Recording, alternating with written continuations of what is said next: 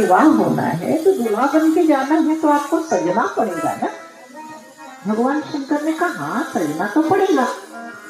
गणों ने कहा हमने सुना है कि दूल्हा जब ब्याह करने जाता है तो बढ़िया सुंदर मोर बांध के माथे पर जाता है ना, आपके पास कोई मोर है बाबा दूल्हा बन के जाने के लिए? भगवान शंकर ने कहा देखो भाई, अपने पास तो जितना कुछ है सब सामने है, कुछ ऐसा हमने कहीं छिपा के नहीं रखा, कुछ ऐसी चीज विशेष नहीं है, जो है सो हमारे पास है। गणों ने कहा कोई बात नहीं बाबा, जितनी चीजें हैं हम उसी में आपको तैयार कर देते हैं। और तुलसीदास जी ने बहुत सुंदर चित्र खींचा कि भगवान शंकर को कौन तैयार कर रहा है। शिव ही संभुवन करहि सिंगारा, शिव ही संभुवन करहि सिंगारा, शिव ही संभुवन करहि सिंगारा, शिव ही संभुवन करहि सिंगारा, जटा मुकुट यही मोर सारा, जटा मुकुट यही मोर सारा। जो जटा बिखरी थी क्रोध किया था काम पर ने, जटा को समेट कर ऊपर जटा बना दी, बांध दिया बालों को, समेटा लंबे लंबे केश भगवान शिव के, उसको समेटा और सिर के ऊपर जटा बांध दिया। अब जटा में मोर कहाँ से आवे? मोर बाबा मोर चाहिए। भोले बाबा ने झोली रख दी सामने, कहा देखो इसमें से जैसी जो चीज चाहिए निकाल लो और जहां आवश्यकता हो वहां प्रयोग कर लो, मेरे पास झोली में है ऐसा। और झोली में से जब निकाला तो सबसे चौड़े फन वाला जो सांप था ना, जटा के ऊपर बांध दिया। कहा बाबा मोर तो खड़ा हो गया, तैयार हो गया। अब दूल्हे कंकड़ पहनते हैं, कुंडल पहनते हैं, सब भी तो चाहिए। बोले बाबा ने कहा जैसे मोर तैयार किया वैसे जेवर भी बना लो कि कुंडल कंकड़ पहिरे जाना, कुंडल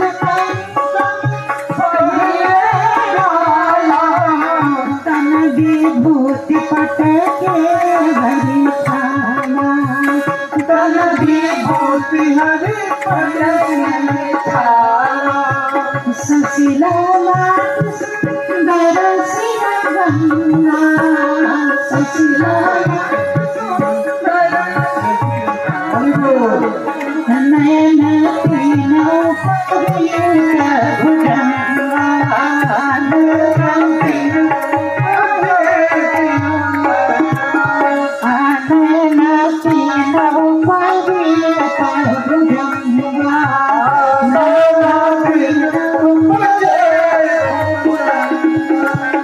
भगवान शंकर के कान में भी पतले पतले सांप लटका दिए, कुंडल हाथ में भी लपेट दिया कंकड़, और दूल्हे संसार के विवाह में हल्दी उपटन लगाते हैं, लेकिन भगवान शंकर ने चिता की भस्म लगाई और चिता की भस्म लगा के संसार को बताया इस शरीर को जितना सजा लो, जितना सुंदर बना लो, लेकिन एक दिन तो इस चिता के भस्म ही बनेगा ना। इसलिए इस चीज का ध्यान रखा करो, ये एक दिन जलने वाली काया है, ये रहने वाली नहीं है।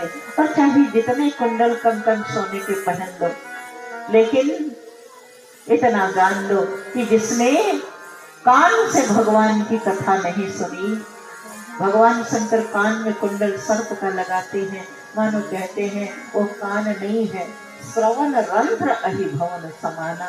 जिस कान से कथा नहीं सुनी वो कान तो सांप का घर ही है ना। जिस हाथ ने दान नहीं किया उसने कितने भी सुंदर सुंदर कंकड़ पहन लो, उस हाथ की शोभा क्या है। इसलिए भगवान शंकर ये विचित्र स्थिति का दर्शन कराते हैं अपने स्वरूप से, और भोले बाबा ने कोई बनावटी स्वरूप नहीं रखा। आज के समाज को एक सीख भी दिया कि देखो भाई, जब विवाह करने हो ना करना हो और करने जाना ना, तो कभी बनावटी स्वरूप समाज के सामने प्रस्तुत मत करना। बेटी वाले आए बर घर में, बर के यहाँ बरतुहार बनती और आप खूब बढ़िया बढ़िया जलपान करा दीजिए, खूब बढ़िया बढ़िया। कभी कभी तो लोग दूसरे के घर में बिठा देते हैं, दूसरे के ड्राइंग रूम में बिठा देते हैं, लड़की वाले धोखा खा जाते हैं, क्या बढ़िया सोफा, क्या बढ़िया मकान, हमारी बेटी तो बड़ी सुखी रहेगी। उनके मन में भावना आ जाती है। ये सब धोखा है। और ऐसे धोखे देके जहाँ विवाह होते हैं ना, वही विवाह विच्छेद के कगार पर पहुंचते हैं, क्योंकि वो बेटी वही सपने सजा के आती है और जब उसे अनुकूल नहीं पाती है तो फिर वो ससुराल के लोगों के प्रति किस भाव से भर जाती है, ये किसी से नहीं छिपा। इसलिए भगवान शंकर कहते हैं विवाह विश्वास और प्रेम का संबंध है। इसको जितनी सच्चाई से स्वीकार करोगे और कराओगे उतना ही सुखी रहोगे। भगवान शिव ने कोई बनावटी वेश नहीं, सवारी के लिए भी कोई पालकी, कोई हाथी, कोई घोड़ा नहीं, वो बूढ़ा नाम दिया। किसी ने कहा बाबा सवारी तो बदल दो, भगवान शंकर ने कहा मेरा वो स्वभाव नहीं है कि जिंदगी भर जो साथ दे, कोई समय विशेष आए तो हम उसको छोड़ दें, बदल जाएं, हम वो नहीं है। हम जिसको अपनाते हैं तो जीवन भर के लिए अपनाते हैं, उसको छोड़ते नहीं हैं। और नंदी बैल पर सवार होकर के भोले बाबा दूल्हा बन करके जब चले हैं ना, तो देखने वालों का तांता लग गया। देवताओं की पत्नियां देखने लगी कि चलो जरा देखें दूल्हा कैसा है, और जब देखने लगी तो उनकी हंसी रोके नहीं रुक रही है। देख सी वही सुरप्रिय मुस्काही और कहती है बर लायक दुल्हन।